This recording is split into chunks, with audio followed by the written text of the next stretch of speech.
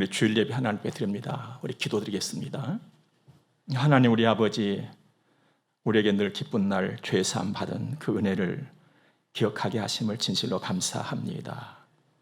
오늘 주일 예배를 드립니다. 성령께서 우리 마음과 생각 꼭 주장하시고 인도하여 주셔서 이제 주의 말씀을 듣겠는데 귀로만 듣지 말고 우리의 마음과 영으로 들을 수 있는 은혜의 자리가 되게 하옵소서. 성령의 감동하심이 함께하여서 말씀 양식 삼고 든든하여서 내게 주어진 생을 복되게 이루어가는 데 조금도 부족함이 없도록 인도하시고 이 시간 은혜의 담비에 흡족히 우리가 입게 하옵소서. 예수님 거룩하신 이름으로 기도드립니다. 아멘.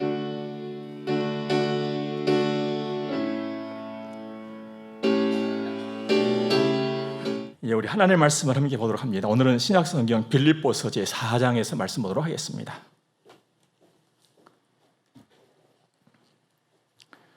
4절에서 7절까지 말씀을 봅니다.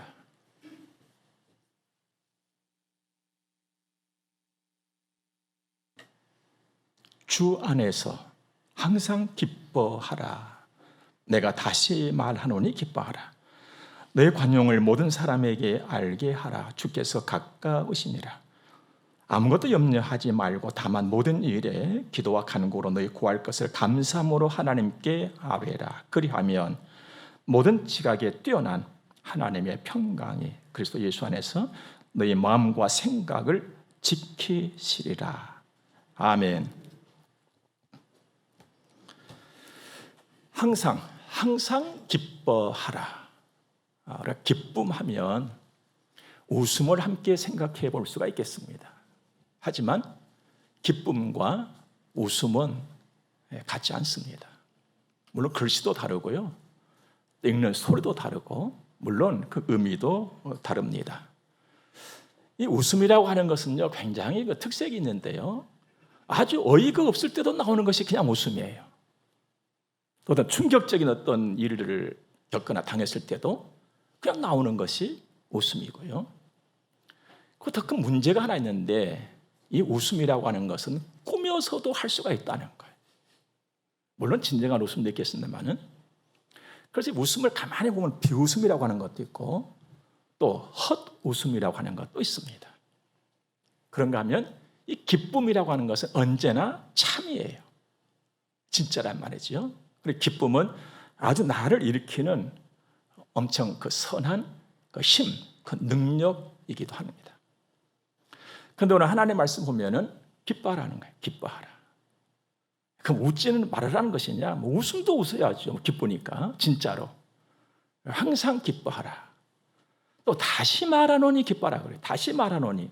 이 다시 말하노니 이 말씀을 가만히 생각해 보면 하나님이 정말 나에게 원하시는 것은 기뻐하는 것이다. 내가 다시 말한다. 내가 또 말한다. 기뻐해라. 나를 향하신 그 하나님의 사랑의 마음을 우리가 느낄 수 있겠고, 또 한편으로는 내가 기쁘게 산다는 것은 쉽지 않은 거구나. 그 다시 말하노니 기뻐하라. 기뻐하라. 그렇다면 이 기쁨이라고 하는 것은 뭘까? 무엇이길래 하나님께서 이렇게 나에게 기뻐하라 하시고 또 쉽지 않은 일이지만 그걸 하라고 이렇게 말씀을 하는 것일까? 기쁨, 어떻게 보면 이렇게 다 잘 알아요 우리가. 이거 기쁨이라고. 근데 또 이것을 조리 있게 설명을 하려고 하면 또 이게 잘 또 안 된단 말이에요. 그래서 저도 사전에 도움을 좀 받아봤습니다. 그랬더니 기쁨의 사전적인 의미가 이렇습니다. 어떤 만족감에 의해 느끼는 즐겁고 흥겨운 감정이다. 이 풀이를 가만히 보니까 기쁨이 쉽지 않은 이유가 있었어요. 만족감 때문에. 기쁨, 만족감에 의해서 느끼는 흥겨운 감정이에요. 그런데 우리가 살면서 보지만 이 만족이라고 하는 것 참 어렵잖아요. 여러분과 제가 이 땅에서 살아가는데 기본적으로 필요한 것 3가지. 의식주, 입고 먹고 잠자고 살아가는 것. 여러분이 3가지 부분에서만 한번 생각해 보세요. 나는 과연 만족한가? 나는 과연 어느 정도 만족한가? 얼른 대답이 잘 안 나와요. 그런데 하나님은 항상 기뻐하라 하시거든요. 이걸 기쁨의 사전적인 의미에다 갖다 붙여본다면 항상 만족하라 이 말이거든요. 항상 기뻐하라, 항상 만족하라. 꿈에서나 들을 수 있는 말씀인 것 같아요. 이렇게 어렵단 말이죠. 살면서 사실 또 어떤 만족감을 느낄 때가 있어요. 또 우리들도. 그런데 만족감을 느끼면서도 꼭 한마디 말을 대체적으로 남깁니다. 이게 됐다. 정말 잘 됐네. 근데 이것 한 가지만 더 되면 참 좋겠다. 이게 보통 우리들의 삶이잖아요. 결국 만족하지 못하고 우리가 그냥 그 살아가고 있는 거예요. 꿈속에서나 들을 수 있을 것 같은 만족하라, 기뻐하라. 그렇다고 외면해버리기는 좀 아쉬움이 있어요. 너무나 좋기 때문에. 그래서 오늘 여러분과 제가 오늘 하나님의 말씀에 귀를 좀 기울여 볼 필요와 이유가 있겠다는 거예요. 하나님께서는 항상 기뻐하라, 만족하라 하시면서 답도 주지 아니하시고 그냥 말씀만 던져놓으시고 네가 한번 찾아봐 이런 분이 아니시거든요. 말씀도 주시면서 항상 답을 함께 준단 말이에요. 오늘 보니까 답은 너무너무 간단해요. 여러분 항상 그렇거든요. 답을 찾아가기가 어려운 것이지 찾고 보면 너무나도 쉽고 너무나도 간단한 거예요. 오늘 항상 기뻐하라, 항상 만족하라. 그 답은 어디에 있느냐? 그 비밀이 어디에 있느냐? 주 안에서. 여러분과 제가 주 안에서 살아가는 거예요. 주님과 함께 주님 따라서 쉽게 말씀드리면 예수 잘 믿고 사는 거예요. 근데 나도 예수를 믿는다고는 믿는데 나는 그렇지 않는데? 생각해 볼 수 있어요. 정말 예수를 잘 믿으면 항상 기뻐할 수가 있습니까? 항상 만족할 수 있습니까? 그렇습니다. 하지만 나그네 삶의 여러분과 제가 가는 길에는요, 맑은 날만 있는 건 아니거든요. 흐린 날도 있어요. 구름 낀 날도 있어요. 혹시 여러분 오늘까지 살아오면서 말씀입니다. 웃음을 잃어버린 적이 있으십니까 혹시? 내가 안 웃고 산다, 웃지 않아, 이것이 아니라 웃음 자체 잃어버린 거예요. 그냥 웃음을 완전히 잃어버렸어. 이런 경험이 혹시 있으신지요? 저는요, 웃음을 잃어버린 경험이 있어요. 아니 잃어버렸어. 그냥 웃음 자체를. 안 웃는 것하고 완전히 차원이 다른 것이 잃어버렸으니까. 근데 이상하고도 신기한 것은요, 내 마음에 소망은 남아있었어요. 웃음을 잃어버렸는데 감사가 있었어요.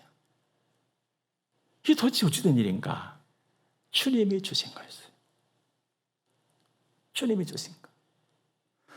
여러분과 제가 주 안에서 살아갈 때 이 은혜를 입는 거예요. 그래서 그 소망과 그 감사가 힘이 되어서 다시 주님 바라보고 일어나는 것이죠. 그럼 또 기뻐하는 것이죠. 또 기쁨을 담는 거예요.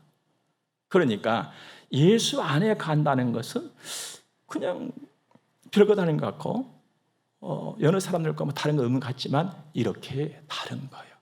우리 주님이 주신 것이 꼭 내 안에 담겨집니다. 주님의 기쁨, 주님의 평안. 내 삶에서 누리는 기쁨, 평안 그거 말고 주님이 담아주시는 거. 여러분 우리 이 찬송 잘 알지요? 내 영혼이 은총 입어. 그 3절의 가사를 보면요, 이런 내용입니다. 높은 산이 거친 들이 초막이나 궁궐이나 내 주 예수 모신 곳이 그 어디나 하늘나라. 하늘나라? 기쁨이 있죠. 만족이 있죠. 할렐루야 찬양하세. 내 모든 죄 사함 받고 주 예수와 동행하니 그 어디나 하늘나라. 하늘나라? 기쁨? 만족.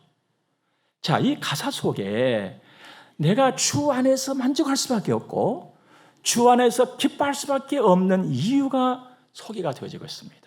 두 가지지요. 하나는 모든 죄 사함 받고 또 하나는 주 예수와 동행하니. 그러므로 주 안에 거한다 이 말은 죄 사함을 받음으로 시작이 되어서 날마다 순간마다 주 예수와 동행하면서 살아가는 삶을 말하고 있는 것입니다. 이게 주 안에 거하는 거예요.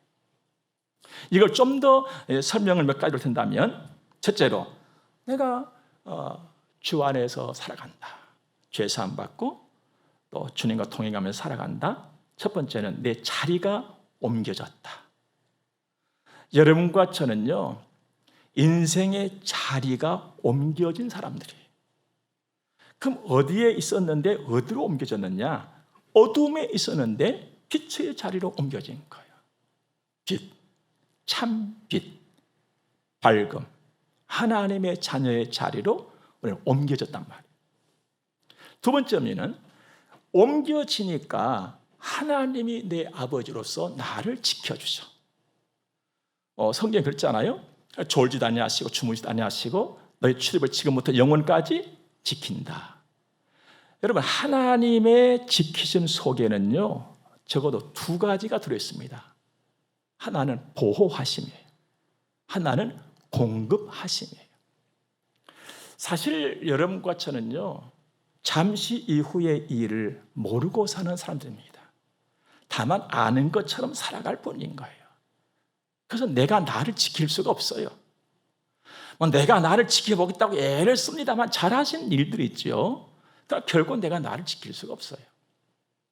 하나님이 보호하시고 하나님이 공급하세요.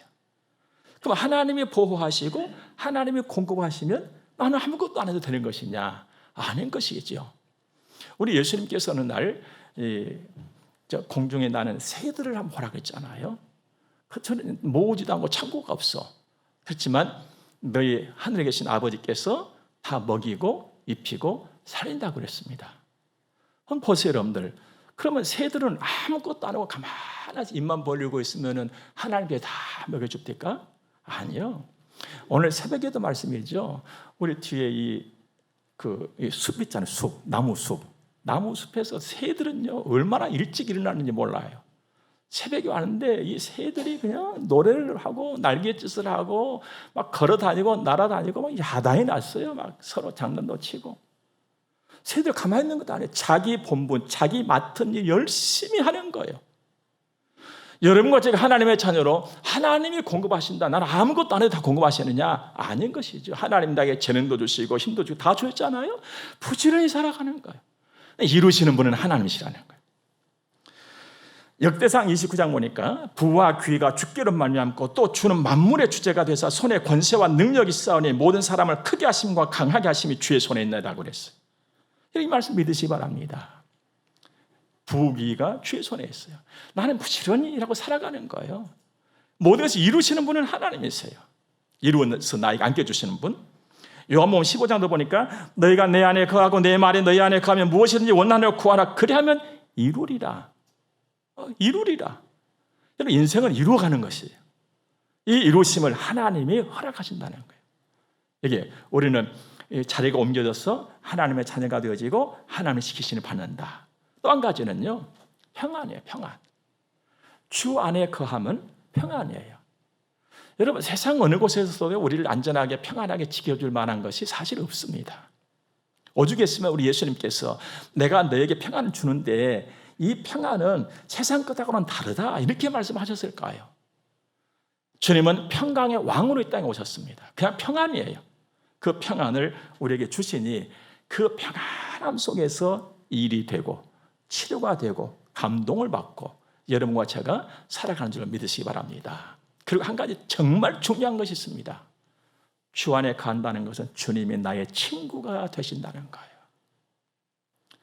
여러분, 이 땅에 살면서 몇 명의 친구를 두고 살아가십니까?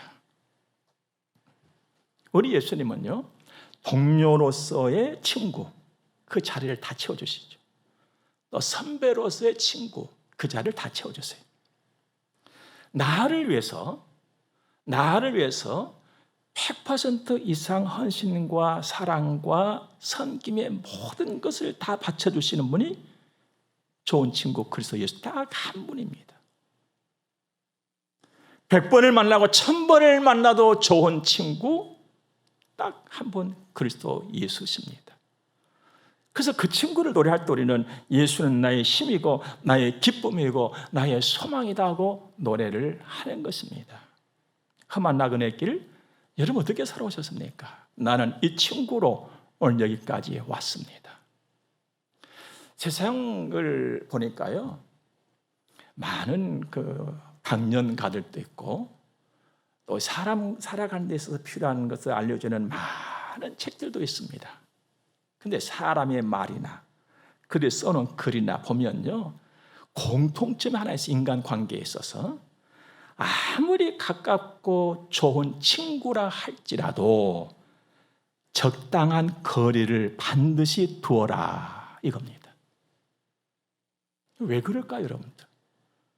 좋아서 죽고 못 살겠는데, 네. 왜 아무리 좋은 친구 가깝다 할지라도 적당한 거리를 두어야 할까요? 서로가 불완전하거든요.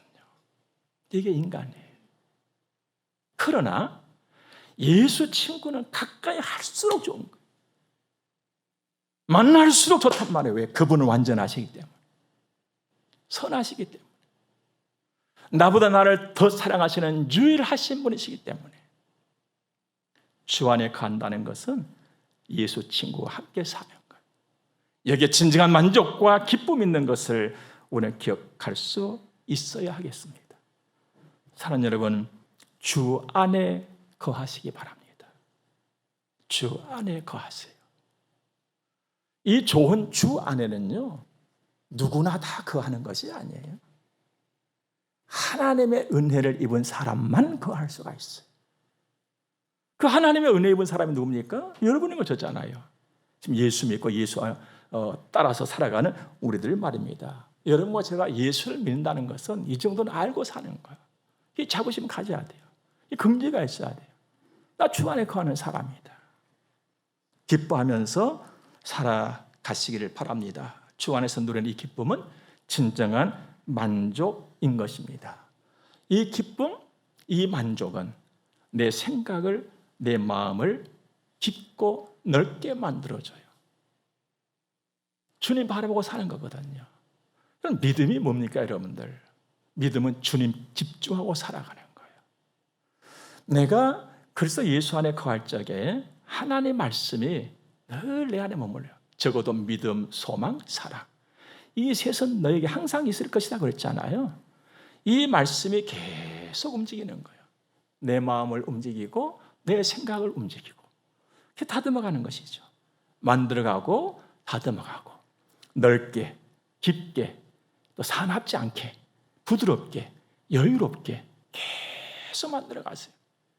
성령으로 하나님께서 이런 상태를 두고 오늘 본문의 5절에서는 관용이라 이렇게 표현했습니다.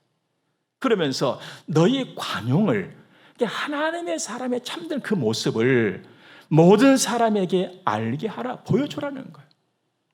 여러분과 저는 진정한 하나님의 사람들로서 성령께서 나를 만지고 만들어 가시는 내 이 모습을 보여줘야 되는 거예요. 반드시 이 일을 해야만 되는 거예요. 왜냐하면 여러분과 저는 하나님의 사람이잖아요. 그리고는 본문에 아주 중요한 한 가지 사실을 말씀하십니다. 주께서 가까우시다. 주께서 가까우시다 이 말은 곧 오신다는 거예요. 재림이라고 말씀이죠. 세상 끝이지요. 근데 성경을 보면은 주님이 재림하신 그날과 그 시는 아무도 모른다고 그랬어요. 주님이 가까우시다고요? 그날이 언젠데요? 모르지요. 그러나 우리가 가늠할 수 있는 길은 있어요.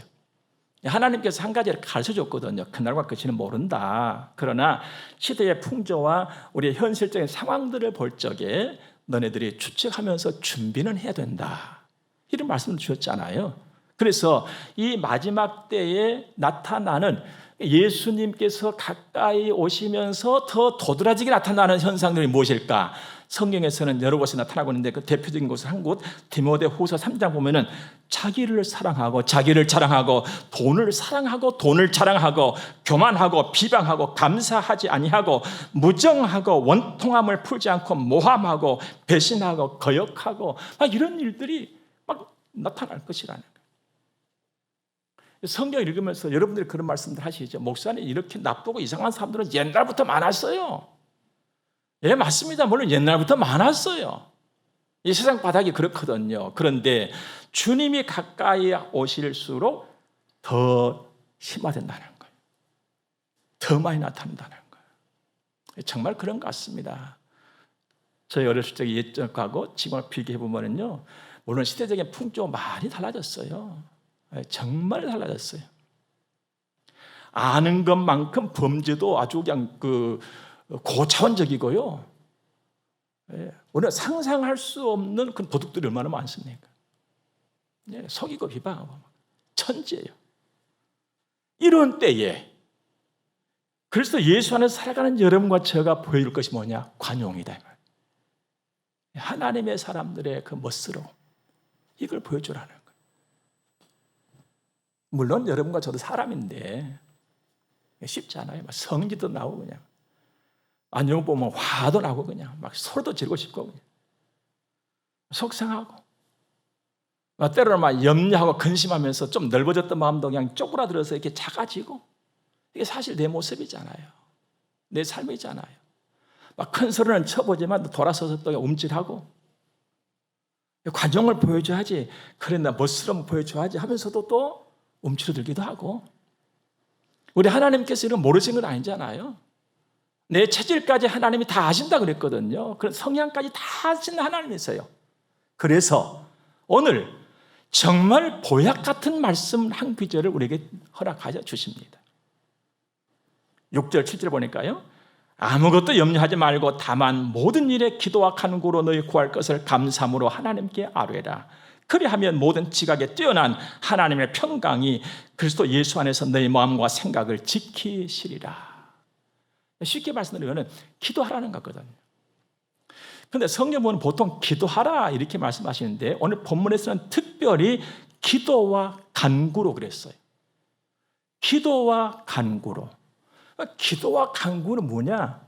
두 글자는 기도예요. 그런데 하나님께 집중하고 기도하라는 거예요. 여러분과 제가 이 발휘할 수 있는, 드러낼 수 있는 가장 큰 힘은 집중할 때 나타나는 것입니다. 터져버리면 이거 큰 힘이 나타나질 않아요. 그러나 기도와 간구를 하나님께 집중해서 기도해라. 그러면 하나님께서 네 마음과 생각을 지킨다, 이거거든요. 그런데 7절에 보면은 그리하면 모든 지각에 뛰어난 하나님의 평강이 그리스도 예수 안에서 내 마음과 생각을 지키신다. 대단히 맛깔스러운 말씀입니다. 자, 모든 지각에 뛰어나다, 이 말씀은 다 아신다는 거예요. 그냥 다 아신다. 모든 걸 다 아신다. 정확하게 확실하게 아신다. 그러니까 내 마음, 내 생각, 내 삶의 현실이 모든 것을 가장 정확하게 확실하게 하나님이 아신다는 거예요. 하나님 그분이시죠. 사실 그 창조의 주님이시니까요. 그래서 우리가 기도할 때 가장 정확하게, 가장 합당하게 열 것을 여시고 닫을 것을 닫으시고 풀 것을 푸시고 고치시고 치료하시고 회복하시고, 이걸 그 누구보다도 정확하게 행하실 수 있는 능력의 하나님이 너의 마음과 생각을 지킨다. 여러분, 사람은 말씀이죠. 아무리 잘 지켜도 허점과 실수가 있습니다. 하나님이 지키시면 확실하잖아요.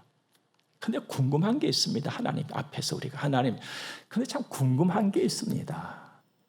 저는 이것을 구했고 저는 이것을 구했는데 이것을 해주신다, 이것을 해주신다는 말씀을 하지 아니하시고 마음과 생각을 지키신다니요. 그게 도대체 뭡니까, 하나님? 저는 마음과 생각을 지키는 것보다 내가 구한 이것을 하나님이 들어주시고 내가 구한 이것을 하나님이 들어주시면 좋겠습니다. 이게 사실 우리 입장이잖아요. 자, 여기서 이제 우리가 한번 생각해 볼 문제가 있습니다. 인생의 가장 본질적인 문제가 과연 무엇인가? 여러분, 인생의 문제는요, 돈의 문제가 아니에요. 인생의 문제는요, 어떤 명예나 권세 문제가 아니에요. 그럼 무슨 문제입니까? 인생의 문제가. 인생의 문제는 마음과 생각의 문제인 것입니다. 여러분, 한 번만 더 들어보세요. 천하, 천만금을 내가 갖고 있다 할지라도 마음과 생각이 무너진다면 다 무너지는 것입니다. 그 마음을 하나님이 붙잡으신다는 거예요. 그 생각을 하나님께서 지키신다는 거예요. 그러니까 결국은 뭐냐? 되게 하신다는 거예요. 이루어지게 하시겠다는 거예요. 강하게 하시겠다는 거예요. 회복시키겠다는 거예요, 하나님. 여러분, 이보다 더 큰 기도의 응답이 어디에 있겠습니까? 이보다 더 큰 약속이 어디에 있겠냐의 말씀이죠. 그러므로 기쁨 있기를 바랍니다. 기뻐하라. 항상 기뻐하라. 웃음보다도 더 큰 기쁨, 항상 기뻐하는 주 안에 거하는 여러분과 제 평생이기를 주의 이름으로 축복합니다. 우리 함께 기도하겠습니다. 좋으신 하나님, 창조의 주 우리 아버지 감사합니다. 오늘도 귀한 말씀 우리 가슴에 담습니다. 이 말씀 가지고 이 험난한 세상 정말 주 안에서 기뻐하고 만족하면서 살아가는 우리의 평생이도록 주님이 보호하여 주시고 도와주실 줄로 믿습니다. 성령의 감동하심 함께 하실 줄로 믿습니다. 이 시간 헌금 드려서 봉헌합니다. 우리 아버지께서 받으시고 은혜와 복을 차고도 넘치도록 허락하시며 우리 성문교회를 출입하는 모든 주의 백성들이 주님의 은혜로 복을 받게 하여 주옵소서. 남은 시간들도 주님 손에 맡겨드립니다. 붙잡아 주옵소서. 예수님 거룩하신 이름으로 저들을 축복하며 기도드립니다. 아멘. 우리 함께 축복을 받겠습니다. 교회의 머리가 되시는 우리 구주 예수 그리스도의 은혜와 하나님 우리 아버지 무한 극진하신 사랑하심과 성령님의 감화 교통하심이 하나님의 거룩한 자녀들의 머리 위에 이제로부터 영원토록 함께 있을지어다. 아멘.